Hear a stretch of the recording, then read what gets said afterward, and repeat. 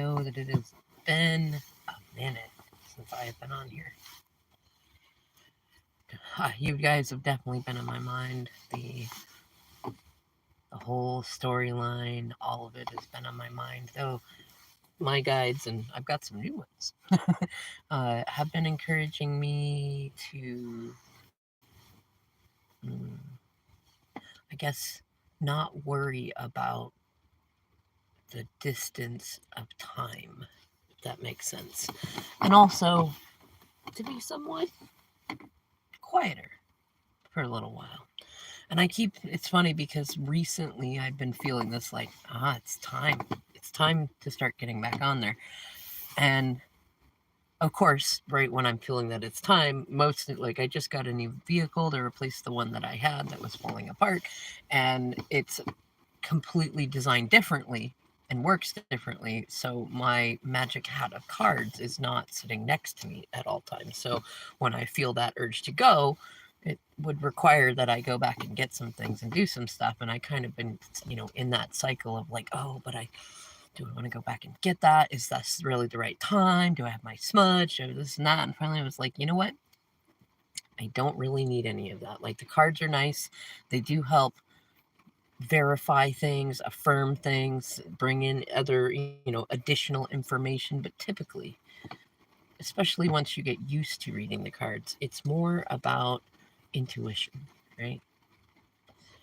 And for those of you that like the more mundane aspect, like really, you're reading what you're already picking up, what you're seeing.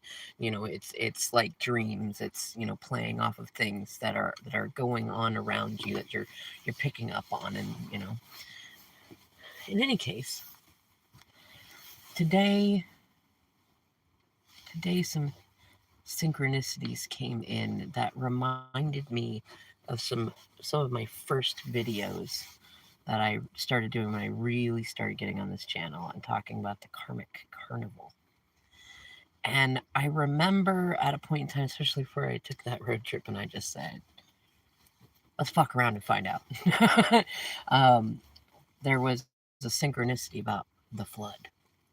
And it specifically links to, and I know a couple of you who either will listen now or will listen later at some point will probably recognize this from some of your own stuff of the well runs dry, right? And don't miss the water till the well runs dry. And the flood is the other side of that, right? Like when there's so much abundance of water that the well is overfilled, right? It floods. And you know what's funny? I was sweeping out a barn earlier, and the barn, it was so full of hay, and in the aisles, and it was already moist because it has been wet here in the Pacific North, wet. And the it was funny because I remember asking, like, did it get washed down here or something? And no, I was told it just gets very moist this time of year. But you know what's funny? I took a blower and I blew out as much as I could. I went through 2 batteries on it till it just no more. And finally, I picked up the broom and the rake and I just started pushing the rest out. And there was this part of me that, like, without the blower, it's a lot more work to do that stuff. I've done it regularly, but it was a lot. I'm tired. And as I was moving it, though, I kept looking back at the aisle, the rest of the aisle, where it was so clean. And I know that the gal likes it like that. And I noticed that it was drying. And it's funny because there was a part of me, like, firstly, I felt proud. Like, I did that. Like, I cleaned things up. And I remember at one point my oldest son said to me that he feels like when I come into a space, I clean up that space. Like, I clean up the energy in it. It's kind of like I come in and I sweep it all out, right? And it felt like that, kind of like I do that. I do clean up a place, right? Like whether it's energetically or literally or things like that. And it's really nice, especially because I had a good chunk of my life where I came into a place and made a mess. Owning it. Anyways, like the other thing that came into my mind though was, like, kept hearing about floods, and we got, the Weather Channel issued that there could be floods out in this area and things like that. And I was thinking about that, and then also, like, you know, it's nice when things are dry. And then I thought, oh, but wait. I remember when I went on my road trip, I stopped and I cannot remember the city, but there's this tiny little city somewhere in either Idaho or Utah, I can't remember which, where I tried to stop and see a castle. And part of it was it reminded me of my DM. He used to call him my king and he'd call me his queen, and we do things like that. And we just talked about living in a castle as one of our things. And I saw on the map when I was looking for places just to go visit that there was a castle, like a literal castle. And I thought, that's funny, right? Who would have expected like a castle in the middle of Idaho or Utah or things like that, right? And I went to visit it, and it was closed. It was closed, and there was a fountain out front, a big, huge fountain. And it was one that, people typically throw pennies in and stuff. There was no water in it. There was nothing running. And it reminded me of something that my DM had said that I had heard echoed through other readers over time, which was what he had said at one point. He was so fed up with his karmic situation that he was just going to let the well run dry. And what he meant was he was going to stop giving them money, because he felt like that was the only reason that they were attached to him. And I have a feeling that's still true. But I remember before I left that well, I thought, you know what? Just because the water's gone out of the fountain, out of the well, doesn't mean the magic is gone out of it. And I dug up 4 pennies out of the vehicle that I was in. I really didn't have nothing. I had nothing on me. I was door dashing my way through city to city, seeing how long I could do that for, and trying to make something of this channel even with it. But I found actually 5 pennies, because I realized I wanted one for me, and I wanted one for my DM, and I wanted one for our 2 boys, and I wanted one. Actually, you know what? It was 6 if I remember correctly. I wanted one for my DM's daughter, and I wanted one for another boy who's kind of a part of the family. And I tossed in each one. I tossed them all in together. Actually, I remember I put them in my hands and I tossed them all in together as a prayer for all of that the well fill back up. You know what I mean? Especially because that's a lot of what it felt like at the time before I had left. It was like the well ran dry. And I remember too that there was even a point where I was like, you know what? Maybe the well does need to run dry. Maybe I need to pull myself out of all this stuff and, stop being the center hub of the wheel, and stop supporting all this pirate nonsense. And it's funny because as I stood in the stable today, thinking about that moment, the plan was there was no plan. There was no plan in any of that. It was a thing that happened, a moment of just letting myself follow my intuition. And I thought, no, I made that wish. Like, how can I be happy things are drying up? How can I guess to slightly go back and explain, I've realized that there's power in sympathetic magic of when you're doing certain things, like when you're pulling weeds from a garden. You can think to yourself and put out to the universe, I also pull the weeds in my life. I make room for the plants that I want to cultivate, for the seeds to grow that I planted on purpose. I make room for the medicines that grow voluntarily, and things like that. And I make room in my life for the recycling of the weeds so that they may become mulch to plant things. And when I sweep, I think, while I clean this space, I clean my space. I clean up things in my life that have fallen and need to be moved to a better space. And so when I was seeing it dry, I was like, that's right. I allow things to dry so they look they're nice. And then I thought, no, that's where I thought, no, don't make it dry, right? I asked for the well to fill back up. And then I thought, well, yeah, but now we're in the flood. And I remember what happened the last time I was hearing the flood sing. So that's part of what led up to the to the road trip and things like that. If you ask for the well to fill back up, sometimes it overfills and it floods things. And it's funny because I felt this moment in myself of growth of but you know what?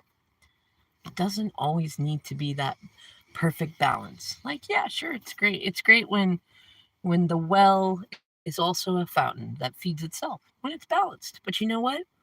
something that I realized too is that sometimes the mess is beautiful. Sometimes it is great when it's dry. I mean, think about that stable floor. Like, if it was flooded, it wouldn't be good for anybody. It wouldn't be good for me. It wouldn't be good for the horses. It wouldn't be good for the that land that it's on. It still wouldn't be the end of the world, but it wouldn't be as beautiful. It's beautiful when it's dry, you know? And then I thought, you know what? In this moment, I don't need to ask for anything. I don't need to ask for anything. If it's dry, that's great. If it's overfilling, sweet. If it's flooding, let it flood. And what that made me realize, and I sat and I thought about it, and I sat. In fact, I'm relighting my candle right now. And I thought about what kinds of messages are these that are not just for me. And I realized like that part of what's coming in is that there's a new group of DMs and DFs and DXs that are coming into their first period of like the flood and the storm and the shadow storm, as I call it, and the karmic carnivals.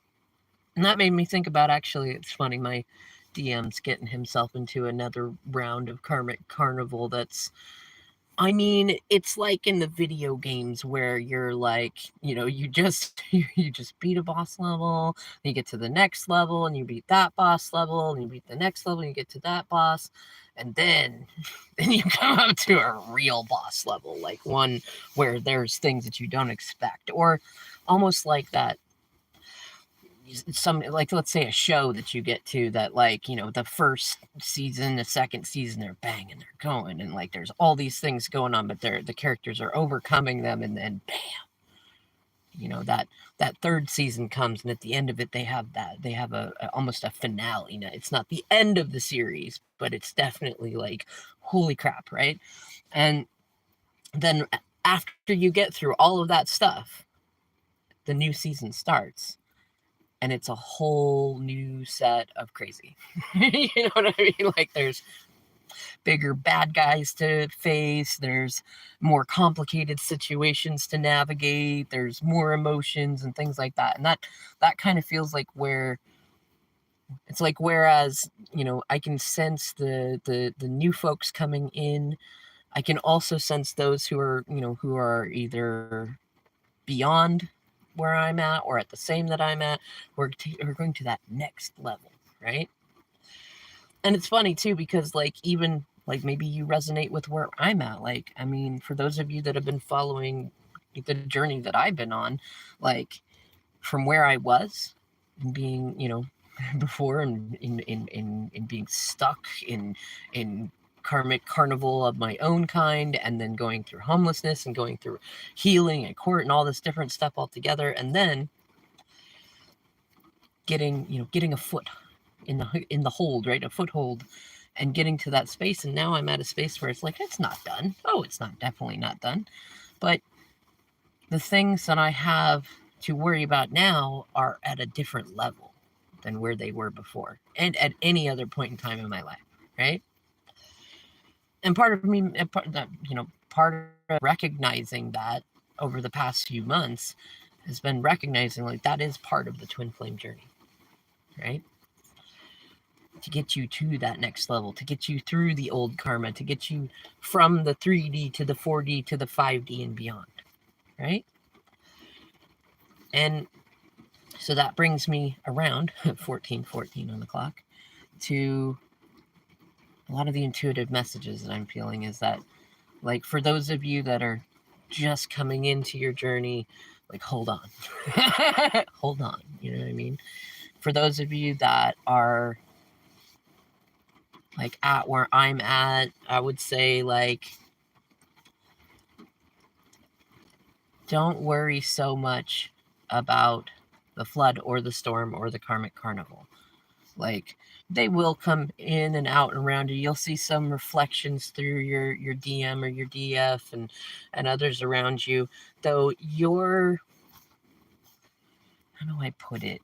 I've got a couple of images that come into mind. One is in that Listen, that Three of Wands, the ships in the background, right?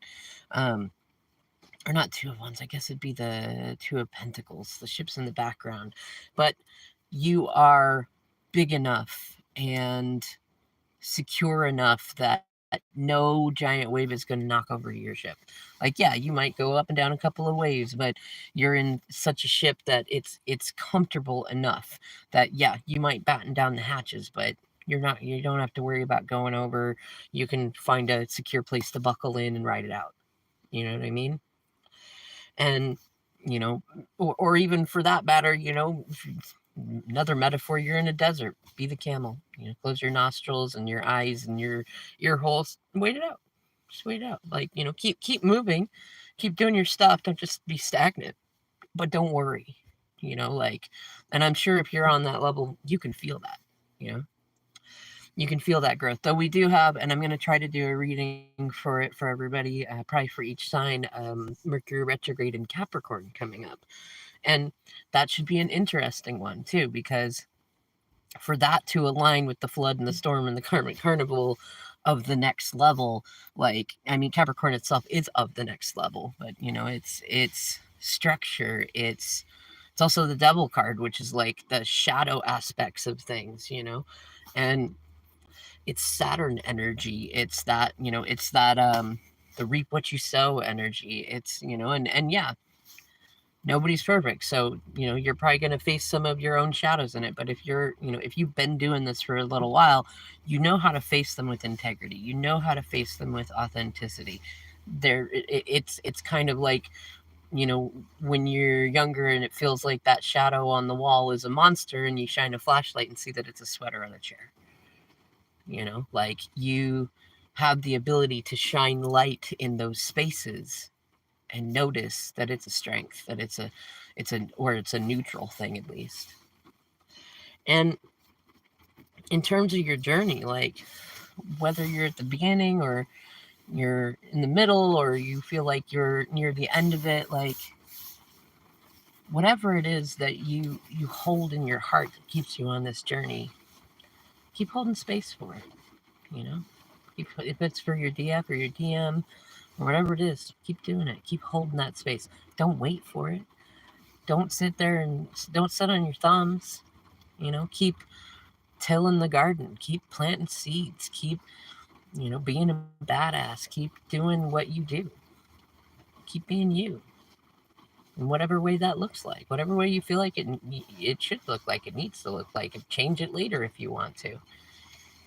Though, whatever it is in your heart that you carry along with you that calls you back to videos like this, whoever that is, hold space for them. Imagine that they're right next to you, that they always have been, and that they will be, and that you'll keep aligning as the path moves forward, and you will. You'll notice suddenly that they're a lot closer to you, not just energetically, but they're actually close to you, you know? Like, maybe spirit starts to make the distance smaller. You'll know what I mean when you see it. All right, y'all. Until the next video, thank you for listening.